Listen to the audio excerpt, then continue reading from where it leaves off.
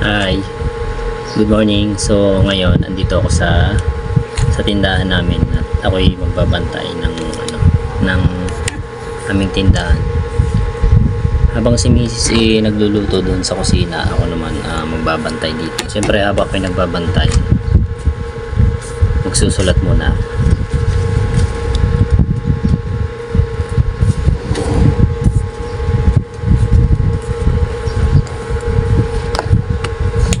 Pagsusulat ko, ito pa rin yung pagpo-practice ko para maibalik ko yung dating bilis ng aking pagsusulat, at saka siyempre para pagbalik ko sa trabaho maayos na yung sulat ko, no? Medyo nangangalay pa rin yung daliri ko. Nakapagsulat naman ako, kaya lang habang tumatagal siya, parang nangangalay siya, nahihirapan na akong isulat siya ng ayos. Kumbaga hindi ko rin pwedeng i-skip. Halimbawa, tumigil ako ng isang araw kasi nung nakaraan napansin ko, tumigil ako ng isang araw, hindi ako nagsulat.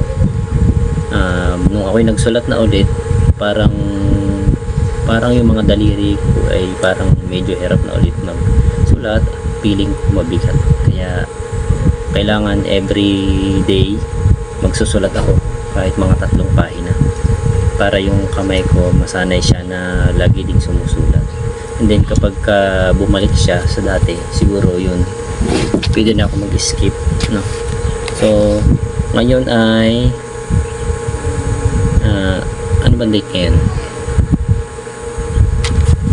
Ngayon ay Friday. Tignan ko yung date, anong date, nakalimutan ko. Yun, Friday, May 15. So hindi naman ako nakapag-skip kahapon, kaya tuloy pa rin ako sa pagsusulat. Ngayon yun pa rin, same pa rin. Kahapon kasi nagsulat ako dito. Ngayon naka 3 pahina naman. Yan. April 15 ngayon, April 17 nung ako'y na-diagnose sa aking mild stroke, no? Then after 5 days lumabas kami ng ospital nung okay na yung aming na kung pwede na akong lumabas, nakita na kung ano yung problema. Then after nun, dito na lang sa bahay, dito na ako nagpalakas na yun, nagkaroon ako ng therapist na every Monday and Friday pumupunta dito para mag-therapy kami, para nga maibalik ka yung lakad ko at saka yung aking pagsusulat. Tapos next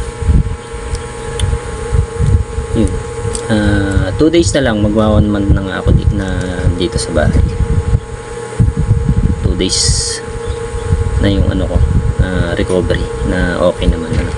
So may 2 months pa ako para magpahinga dito sa bahay at magpalakas para makabalik ng trabaho. Sana makabalik na ng trabaho. Tapos for healing recovery naman, meron akong 3 months. So bawal pa ako mapagod, sobrang mapagod, at bawal pa rin ako magbuhat ng sobrang bibigat. Kumbaga ang kaya ko lang buhatin yung kaya ko lang, hindi ako pwedeng magpilit ng buhat kasi nga yung katawan ko kaya pa, pero yung utak ko hindi pa kaya, kasi kapag nasobrahan siya napapagod siya. Kaya kung ano lang yung kaya kong gawin, yun lang yung kaya kong gawin. Kaya yun, dito muna ako ngayon sa tindahan, bantay lang. Bawal pang kumain ng mga chicharia, bawal, madaming bawal. Hanggat di ako bumabalik sa dati, bawal ako magkakain ng kung ano, bawal ang maalat, bawal ang mataba. So ngayon sulat lang muna tayo, sulat lang ulit. Yun lang, update ko lang kayo. Bye bye.